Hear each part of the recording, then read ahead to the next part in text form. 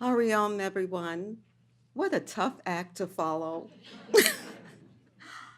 Well, I'm here. I'm a yogi. I'm a vegan, and I'm spirit, and I'm aging agelessly. Yes. Now, I'm going to give you a different technique and help you with the technique I've used. And it's taken many, many years. Sometimes we have things happen to us that are not good. That's how I started. I had a physical problem. I had a fibroid tumor. I was working on Wall Street. I was stressed. And I was always alternative. I did not want a hysterectomy. So I sought out help. Oddly enough, someone at JP Morgan recommended me to go to it was macrobiotics in New York, and they could help me. So I followed suit. I want you to know a lot of times things happen to us that we say, oh, why me? Well, I'm happy that happened because I would have never grown. I would have never probably been where I'm at now. I went to the consultant for macrobiotics, and he sent me home and said, throw out all your canned goods, et cetera, et cetera. And I had to eat a special diet. So that's how I became a vegetarian. Sometimes things that are not good lead you into wonderful things. I felt so much better. I have to be honest, and I'm saying to you, don't beat yourself up. If you try to do something, don't try to do everything at once. Even though I had this diet, I still like fried chicken. So I would have that diet with a small piece of chicken.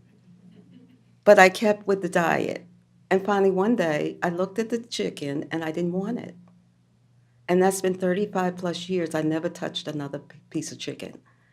So if you keep the power of commitment, I never let go with what he told me to do. Now, I wasn't perfect. No one is. But I followed suit. From there on, someone in town also said, I'm from New York, so you know we have all kind of things going on. Someone was in town who did shiatsu, but she did it with her bare feet. And she cured you. So I said, oh, let me go here. So I went to her. This is how I came into yoga. She was going on my back, walking all over me, saying, inhale, exhale. And I was not breathing. She kept screaming, inhale, exhale. Finally, she said, you need to do yoga. That's how yoga came in. And oddly enough, she sent me to IYI in New York. So I went in. This beautiful woman was there with a smile. It was Montague, so you can imagine years and years ago. I signed up and I committed myself to do one class a week because I was working. I was accountant at JP Morgan. I didn't have a lot of time. But I never missed. Every time at yoga class, I was there. I started to feel so good between the diet and the yoga until people started asking me what was I doing. And I told them, I always shared. From there, I continued on doing my yoga once a week. So I'm starting to get hungry now. I'm feeling so good until I wanted more. When you seek, things will come. So somebody at IYI said to me, would you like to join a meditation group? And I said, yes. So I committed to that. And I spent a year working on meditating. And we could ask all kind of questions we loved. Also, when Swami Satchidananda would come in town, I never missed. I always went to see him. And he would stand there and people would put cards in a basket. And he would pull out the basket and the card and just read what the person said and answer. I fell in love with all of it. I'm saying to you, find something you love. For me, it's yoga. I recommend yoga. Also, watch your diet. Diet is medicine. If you want to be healthy and happy, then you have to watch those things. I'm trotting along, all the years are passing. Years are passing, I'm still working. I'm still working on shrinking the tumor, and I did. It took me 7 years, but I shrunk it. So I never gave up, and I always committed. Whatever I had to do, I did. I even came down here when I was in New York and relaxed. Swami Satchidananda was here in the body. Oddly enough, I never asked for a one-on-one. I would have been too scared anyway. So, but I kept going and going, and then the career was coming down in New York, and I decided to move. Someone mentioned Richmond, Virginia. I thought I was leaving the country. I know. So the first thing I did was check out where could I do yoga. And I found there was an IY here then, and I went there, and I went other places. I just did as much as I could. It helped me with so much, with stress, all the challenges, and we all have them, that were going on. I contribute yoga to helping me. Do you want to feel better? Do you want to age agelessly? Do you want to be 100 like me and look like me? Well, you have to do something. You can't just sit around. And you have to have a commitment. You can't say, oh, I don't have time. If you're interested in you, then you have to make time. You have to ask yourself, who am I? Why am I here? Where am I going? Have you ever pondered that? Instead of just breathing and going along, ask yourself who you are. What do you want? Don't try to do things for other people. You have to work it inside. Now, I've worked years and years on the inside, so now I can work on the outside. If you work on the inside, the beauty's going to come. When you walk in a room, people know you're doing something. Moving right along, something came in my head, and I think it was Swami Satchidananda who said, you should be a yoga teacher. So I did write Montaji and said, oh, I'm thinking about becoming a yoga teacher, and of course she encouraged me. So I came here and studied.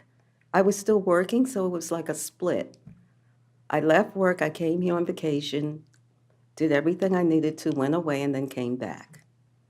Fast forward, I started teaching. I started teaching anywhere anybody would have me, all over Richmond. From there on, I continued. I found a teacher who allowed me to shadow him. So my job in Richmond, I worked for Visual Arts of Richmond. I don't know if you know it. It used to be Hand Workshop. Ended. And I shadowed that teacher for 1 year. Every place he went, I went. All over. Watched him. I got up early. I did all of that. So I really committed. I committed to something that I knew was going to help me. I knew that I was going to have a better life. And I'm talking about young people too. I was very grateful today in the Aging Ageless. We had a 24-year-old come to the workshop. I'm so happy because now she's starting so young until she's going to be marvelous. So I'm saying to young people, start now. I started many years ago. It was in my 40s. It's young now to me. But commit to something. Commit, if you're not feeling right, when you wake up in the morning and you say, oh, wow, I heard. You want to wake up and say, wow, I feel great. You want to live your life to the fullest any age. In the country, especially Western, you're considered, when I was 30, I was so depressed because I thought I was old. And that's the way you're led. It's like you're finished. You're not finished. You can do anything you want to do if you want to. You can be anything you want to be at any age and feel good. So make up your mind. Make a commitment. Have a practice. If you do yoga, have a practice. For me, it's pranayama and meditation. I don't care what. I'm not going to miss that.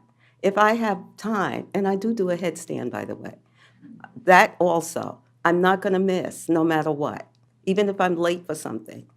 That's twice a day. Now, I do have a bigger practice, but if I'm running late, I never miss my mantra, I never miss my pranayama, and I never miss my meditation. I'm saying to you, I'm initiated, so Swami Satchidananda is my guru.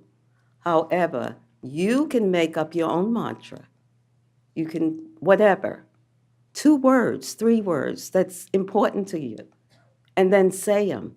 Even when you're driving, keep your mantra going. It'll protect you. But please start now. Don't wait. When you leave out of here, start saying, who am I? Why am I here? Where am I going? And make a change, make a new life. Don't just sit around. Don't just age and breathe. You've got to age and be a model. Let people look at you. Let them try to guess, like they did Swami Satchidananda. Let them say, how old are you? And you can say, if you like, or you don't have to, but let them guess. You have to have vitality, okay? A lot of times people don't want to be around old people because they suck up your energy. Really, that a lot of times. So don't be one of those people. Don't be one of those people. Age gracefully. And when you walk in a room, walk in the room. Have your posture. Don't slump. Keep the shoulder blades together. Do something positively. And above all, as Swami Satchidananda, who's Guru Dad to me, said, love. Don't hold any vengeance against anyone. Even if you're betrayed, don't let it bother you. Keep moving. We're all human. Some people will betray you through life. That's life. Let it go. Wish them well and bless them. And actually feel sorry for them. Because when people do things to hurt other people, a lot of times they're hurting. So you must have tools to go through. Now, for me, it was yoga, diet. I feel I'm very spiritual. I'm a spirit now. So the body to me is like, if I'm having a hard time, I feel like I go outside the body and just watch the breath breathe. I'm into Ayurveda now because you will have problems. When I have anything going wrong that's not right, the first thing I do is use Ayurveda. It's marvelous. I've even taken that now. I feel I've taken care of my insides. So now I'm using Ayurveda, all kind of honey and almond oil to make my face beautiful and gorgeous. And it's out there. I give, you can receive. You don't have to live a life unhealthy. You just have to make a commitment. You have to have the power to commit. If you get up and you didn't feel that great, then what did you eat last night? What did you do? Did you drink too much if you're a drinker? And hopefully not a smoker. All of these different things are part of why you're not feeling right. Now, you can't stop the aging process. No, no. But you can slow it down and you can make yourself better. Be a model. When you're walking, don't slump. Use mountain pose. That's yoga. So I highly recommend the tool of yoga to transform. And you won't even realize you're transforming. You'll just keep going. You don't even realize how much transformation you're making. And you'll end up becoming a kinder person. You will love all.